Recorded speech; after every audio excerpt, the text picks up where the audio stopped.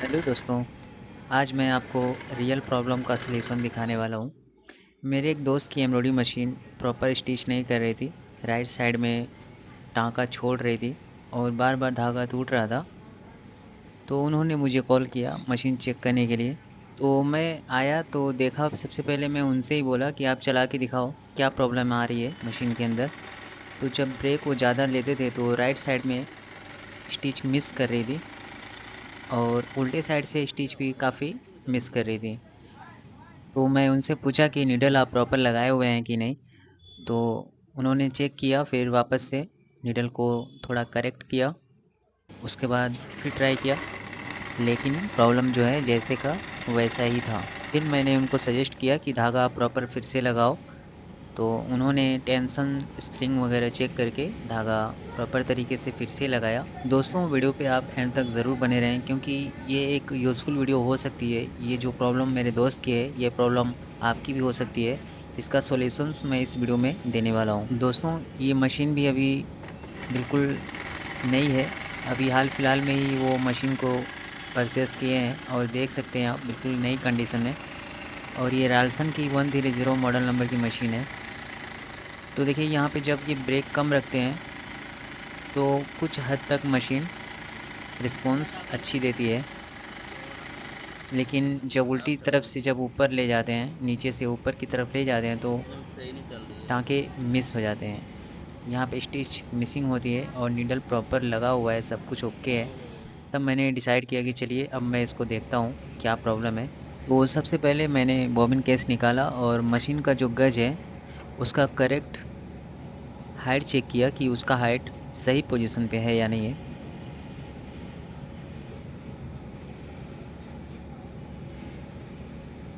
इसको कम ज़्यादा किए नहीं थे ना, कुछ नहीं किया। यहाँ पे मुझे गज थोड़ी-सी नीचे दिख रही थी क्योंकि वो प्लेट मोटा था, जिसकी वजह से शायद वो गज टच कर रहा था बॉबिन केस को। फिर मैंने इसको इग्नोर किया। तो दोस्तों, सबसे पहले मैंने नीडल का कंडीशन चेक किया, इसमें उसके धागा बाद से बहुत यूज़ गज करा की था, हाइट चेक मतलब की। इस चक्कर में अब दर्द मैं हो गया। प्लेट को खोलूँगा और जो शटल की टाइमिंग है, जो थ्रेड पर सही है या नहीं है, उसको देखना है।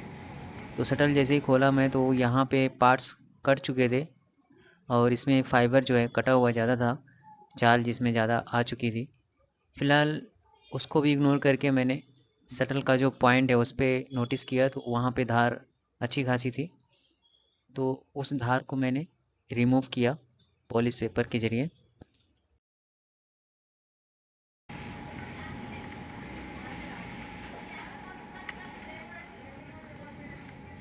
तो अब मैं यहाँ पे नीडल और शटल का जो पॉइंट है उसके बीच का स्पेस चेक करने वाला हूँ। तो यहाँ पे थोड़ा-सा ज़्यादा ही स्पेस था, उसको मैंने कम किया और नीडल को मैं लेफ़्ट साइड में गिरा के फुल चौड़ाई पे जब देखता हूँ तो नीडल का जो होल है वो शटल की पॉइंट से काफ़ी नीचे है। ये मेन इसको रीज़न उल्टा हो करवाता सकता है था, कि राइट साइड में तभी धागा आता इसको था। रन अप कम मिल रहा है, इसके लिए ये वहाँ से ये थ्रेड मिसिंग कर रहा है। तो मैंने थोड़ा-सा इसको राइट साइड में शटल को घुमाया। इससे क्या हुआ कि अब राइट साइड में भी इसको रनिंग स्पेस मिलेगा जो कि ये धागे को कैच कर लेगा। और यहाँ पे सबसे मेन ज़रूरी बात ये है कि जब शटल का पॉइंट है वो बिल्कुल नीडल के पास से ही गुजरना चाहिए। जैसे कि मैंने पिछली बहुत सारी वीडियोज़ में बताया हुआ है कि उसमें स्पेस एक धागे के बराबर या एक बाल के बराबर ही होना चाहिए, टच या फिर ज़्यादा स्पेस नहीं होना चाहिए।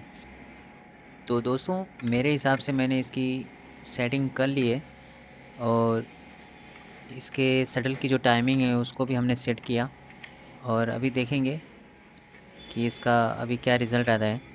और तब तक आप हमारे इस चैनल को सब्सक्राइब करके बेल आइकन ज़रूर दबा लें क्योंकि आपको इस चैनल पे काफ़ी यूज़फुल और इन्फॉर्मेटिव वीडियोस मिलते रहते हैं। दोस्तों, यहाँ पे स्प्रिंग मैं इसलिए लगा रहा हूँ कि इस मशीन में जो है कि कॉटन थ्रेड से वर्क हो रहा है। और अगर आपको स्प्रिंग के बारे में डिटेल्ड वीडियो चाहिए तो आप मेरे चैनल को चेक करें, वहाँ पे आपको वीडियो मिल जाएगी।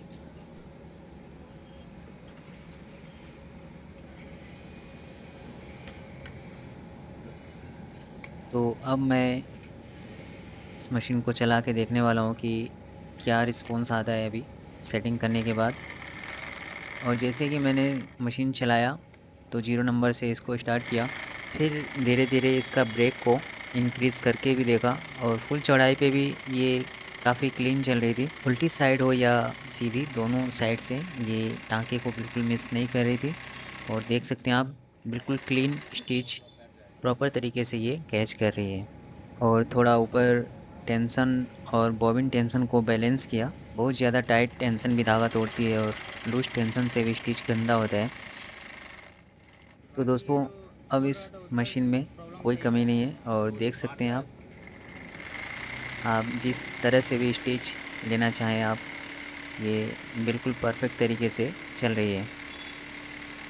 तो अब हम इसको टेस्ट कर लेने के बाद अपने दोस्त को देने वाले हैं और वो इसको चला के देख लेंगे कि अभी ये कैसे चल रही है पहले के मुताबिक।